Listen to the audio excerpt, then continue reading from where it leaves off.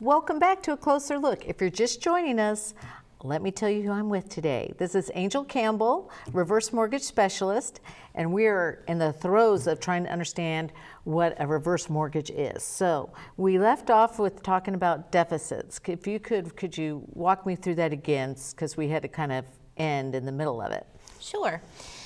We were talking that about the FHA insurance, and so when the last borrower passes away, then the home has to be sold, or the heirs can buy the reverse out.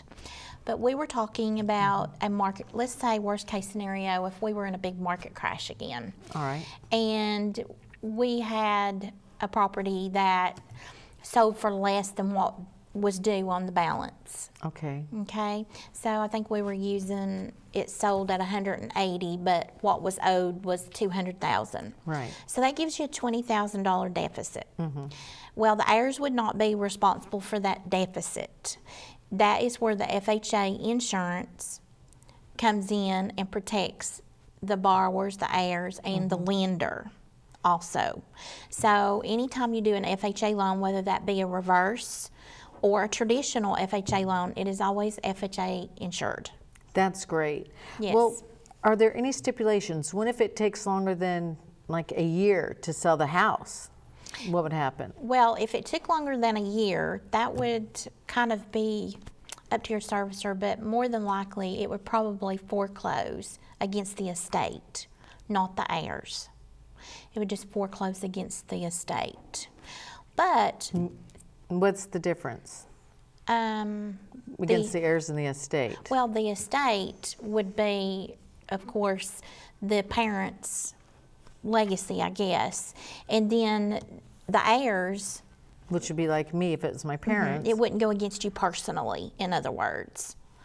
It would just be against the estate. So if they had any assets or anything that, I'm trying to figure out the difference. So it wouldn't affect me, but then who pays it? Or I mean, the estate, if they're both deceased, you know? So I'm trying to understand. Well, it just forecloses against the estate itself. You're not personally liable for that deficit. Even the estate, I mean, they're not going to come back and get you because the FHA insurance is going to take care of that deficit. Even if it's after a year? Not if it forecloses. If it forecloses. Okay, that's right. Yeah. Gotcha. Yeah, See? if it forecloses, no. It's not going This to stuff's do in that. my head. Okay. I know. It can It be doesn't confusing. take much, Angel. That's okay. It can be complex, but also keep in mind too, while the heirs have it on the market to sell in that year, which is 6 months and 2 90-day extensions, that if something happened to their parents and they had a traditional mortgage, they would also have to pay a monthly payment to keep it out of foreclosure. With the reverse, you have no monthly payments. So that does take some of the stress off of, I want to say, the parents knowing that they didn't leave their children with a monthly payment, and it takes it off the children themselves not having to pay a monthly payment while they're trying to sell their mom and dad's home. Okay. So it sounds like there's a lot of pros towards a reverse mortgage. Yes. Especially for people that are tight with their finances, meaning they don't have a lot. So let's say, something happened to Medicare or Medicaid or their Social Security. They could, because there's no promises. Anything can fall out tomorrow. We never know. You could use this as a way of supplementing your income in case the worst case scenario as well. Yes, but I also want to add to that too, that yes, it does help supplement income, but it's not just those that are, let's say, needing supplemental income that does it. Professionals are doing this as well. I mean, just in Virginia, about 6 months ago, I did a whole practice of doctors. And Why would they want to do this? Well, in this situation that I did, they had a couple of they had more than one residence, and they eliminated their house payment on one. I know. Interesting. Yeah, and a lot of the seniors nowadays, they still have a mortgage, and a lot of them are doing reverse to eliminate their house payment because that frees up that money for them to live better. Would this work only if they have like maybe half of it paid for? They would have to have a low balance. Yes. Yes, they would have to have a low mortgage, and it appraised at a good value in order to eliminate that. Because a reverse mortgage is not 100% loan. It's you only get to tap into a certain part of that equity. Would you have an idea of what I would be like if my place was worth $250,000 and being in my mid-50s? How much would I be able to take out on mine? Well, first of all, I don't want to be the bearer of bad news, but you're not old enough to qualify. Oh, how old do you have to be? I'm not old enough? No, you're still young. I can get free pancakes at Perkins, but I'm not old enough. Well, actually, I was just making that up anyway. I'm really not that old. You know that, don't you? And we're only 29, remember? Okay, so Yeah, maybe I'm almost 30. almost 30. Well, Anyway, so you have to be 62? you have to be at least 62. At least 62. Yes. Okay. You have to be at least 62 or older. Now, we do have what we call a non-borrowing spouse. They can be younger than 62, but at least yes. one. But one of you has to be at least 62. Yes, Okay, that gotcha. is correct. And so you would have to be at least 62 or older in order Okay, if to I was qualify. 62, my place is like $250,000 or $300,000. About how much of that would I qualify for? Just like a third? Do you owe a mortgage? No. Okay. Let's say I don't. Okay, let's say you don't owe a mortgage and you're at 62. I would say that you're probably looking at right at 100,000. Okay. Yeah. So about a third. Yeah. Years ago when I first got in the business, it used to be a lot different. FHA and HUD makes changes to the program usually around every October. So that can be good. Yeah. And that can be bad. It's fluid. You just never know. Yes. And so this last change that we had this past October, we had a change to where they don't allow you to borrow as much of your equity.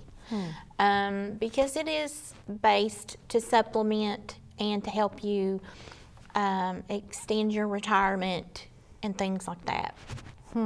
So we don't like those Okay. changes. Change So can be good sometimes. Change can always be good, and no, change can often be good. You're right, and Yes. it can often be bad. So that's why, if we had it all figured out, there would be no problems, right? Because you can't predict the future. So that might be a con.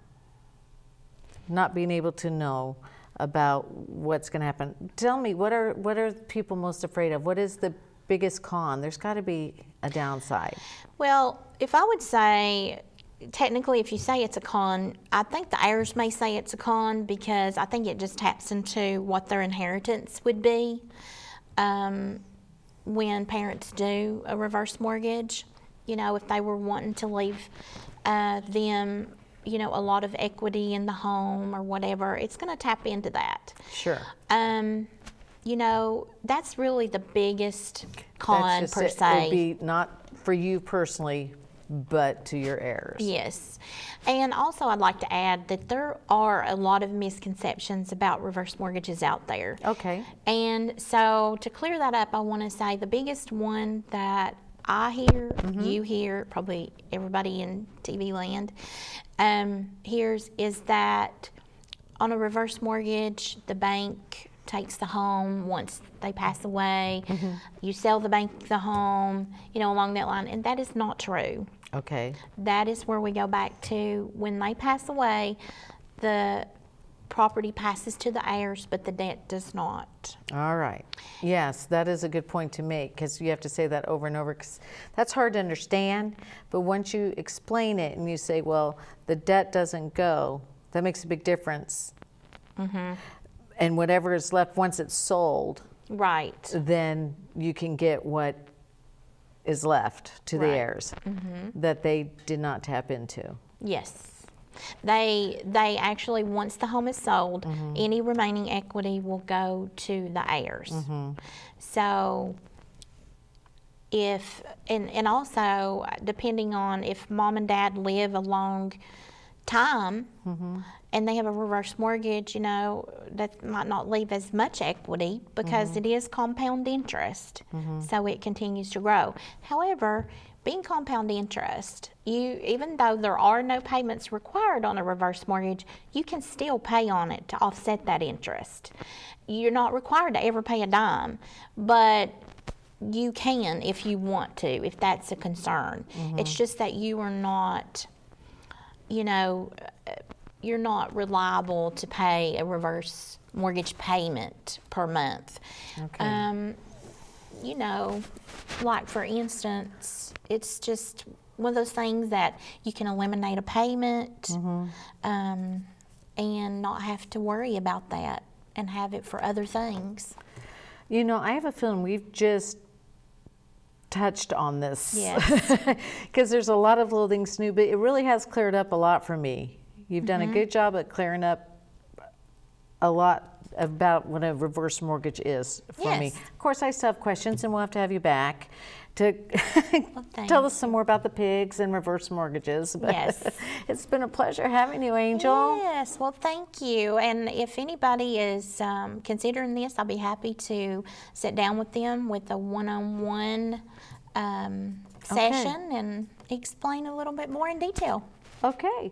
Thank you for having me. Thank you, Angel, very much for coming on the show. So, Angel Campbell, if you've got any questions, look her up. And thank you for joining us. I'll see you again next week with another edition of A Closer Look.